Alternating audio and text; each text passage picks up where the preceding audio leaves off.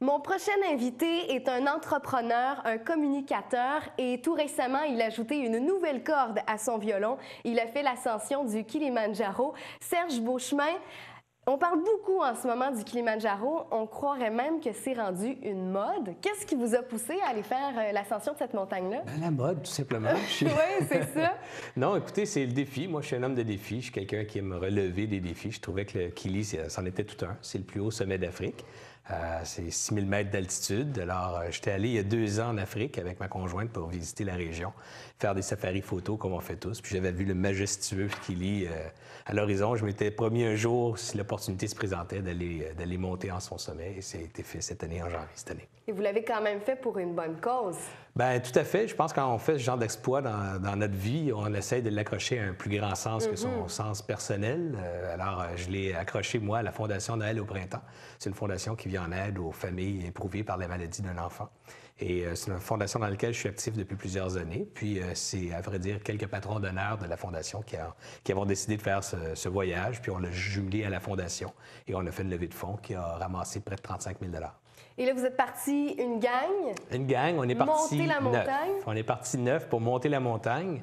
On a pris les Caravaniers du Monde, qui est une compagnie montréalaise qui fait des expéditions d'aventure un peu comme ça à travers le monde, et dont le Kili. Alors, on est parti avec eux parce qu'entre autres, le projet était très agréable. Il était sur 3 semaines. On montait le mont Mirou, qui est une montagne à proximité du Kili, qui est à 4500 mètres, qui nous permet de nous acclimater finalement au Kili.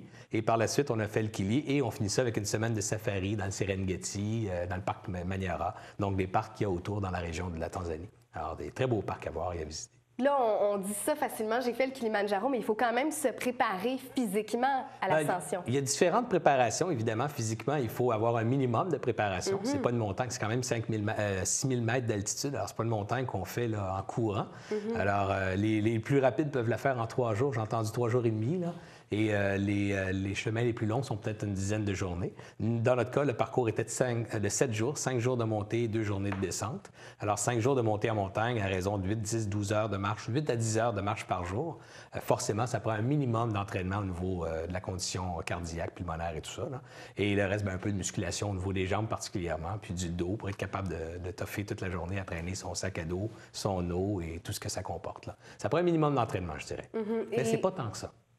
J'ai entendu dire également que vous étiez très énervé sur la montagne. Vous étiez toujours celui qui était à l'avant du groupe. Ça m'a coûté cher aussi. Oui, hein? C'est ça que j'ai entendu dire. Oui, ça m'a coûté cher aussi. À vrai dire, je n'étais pas tout seul. On était, vous savez, les gars, il y a toujours une couple de gars un petit peu plus compétitifs. Alors, je faisais partie de ce joyeux quatuor plus compétitif. Et on partait toujours un peu plus rapidement que les autres. Dans mon cas, je traînais beaucoup d'équipements photographiques. Je suis un passionné de photos.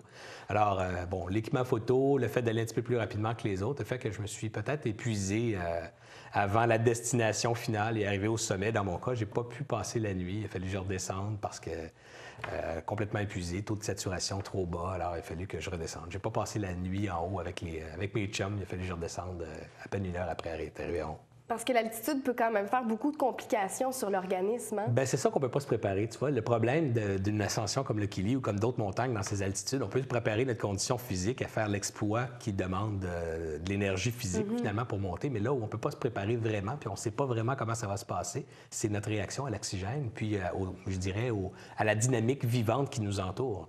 Dans mon cas, je n'ai pas bu assez d'eau. Shame on me, je ne bois pas beaucoup d'eau naturellement. Alors, j'ai eu de la difficulté à m'hydrater. Je l'ai su après. Et j'ai eu une tourista africaine. Alors, je me suis ramassé à me déshydrater vraiment sérieusement. Alors ça, c'est pas des conditions qu'on peut préparer. On s'entraîne pas dans des conditions comme ça non plus. Alors, quand on arrive là-bas, mêle ça avec le manque d'oxygène, tu as un phénomène, tu as une pression sur ton métabolisme qui fait que tu as des réactions. Dans mon cas, ça a été une perte de saturation, donc on appelle ça de l'hypoxie. C'est des conditions du mal aigu des montagnes. Ça aurait pu générer en d'autres complications. Moi, j'ai fait la promesse de redescendre s'il y avait des complications. Alors, dès qu'il y a une complication, j'ai décidé que je reprenais le chemin en bas plutôt que de passer la nuit en haut. Et j'imagine qu'il y a un docteur qui vous suit quand même dans le périple pour être sûr que tout le monde soit en santé. Oui, on est bien entouré. Pas nécessairement un docteur, mais on est entouré, entre autres, avec les caravaniers.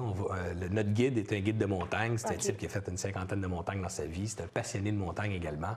Il nous partage sa passion de la montagne, mais il sait très bien comment ça fonctionne. Il connaît tous les indices. Il prend aucune chance. On traînait de l'oxygène, mais pas nous, mais les guides traînaient une bonbonne d'oxygène.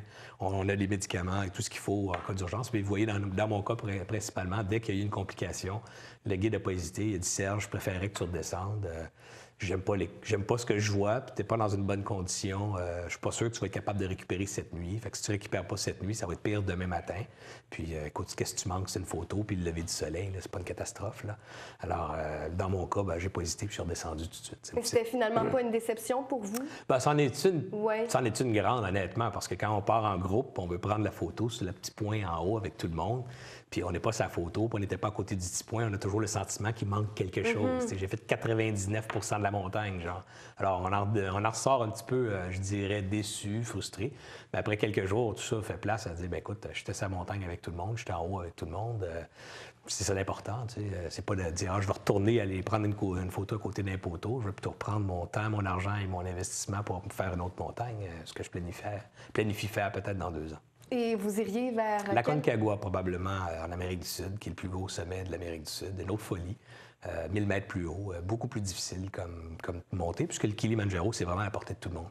C'est juste d'avoir un minimum d'entraînement, puis le reste, de vivre l'aventure, parce qu'on ne sait pas qui va réagir et comment il va réagir en haut. Mais techniquement, c'est pas une montée difficile. C'est peut-être pour ça que ça devient un peu une mode ces temps-ci, qu'il y a beaucoup de gens qui y vont, parce que finalement, c'est assez accessible. Mais parmi les Seven Summits, qui est un genre de carnet de collection de montagnes. Là, il y en a 7 montagnes réputées dans le monde. Le Kili est la plus accessible des 7. Alors, c'est peut-être pour ça qu'elle attire autant de gens, parce qu'il reste que c'est un exploit à faire en soi. Il y a quand même 15 à 25 personnes qui y perdent la vie par année. Alors, mais c'est pas beaucoup parlé de ça. Mais c'est pas beaucoup sur les 25 000 qui la tentent, qui tentent la montagne. T'sais. Donc, 25 000 personnes qui vont la monter. Il y a 40 des monteurs qui réussissent à toucher le sommet. Et là-dessus, on parle entre 10 et 25 personnes qui peuvent y perdre la vie. Mais les gens qui vont lui perdre la vie, c'est probablement pour les mêmes raisons qu'ils pourraient perdre la vie ailleurs aussi. C'est des gens qui commettent des imprudences, que si on est à l'écoute de son corps, puis on est à l'écoute du minimum de précaution, il n'y a aucun danger. Sauf qu'il y a des gens qui vont au-delà de ça, comme partout dans la vie. Il y a des gens plus aventuriers qui vont faire des choses qu'on ne devrait pas faire au risque d'en perdre la vie, puis malheureusement, on la perd. Bien, c'est toute une histoire, du moins, que vous nous avez racontée aujourd'hui à Jonction Rive-Sud.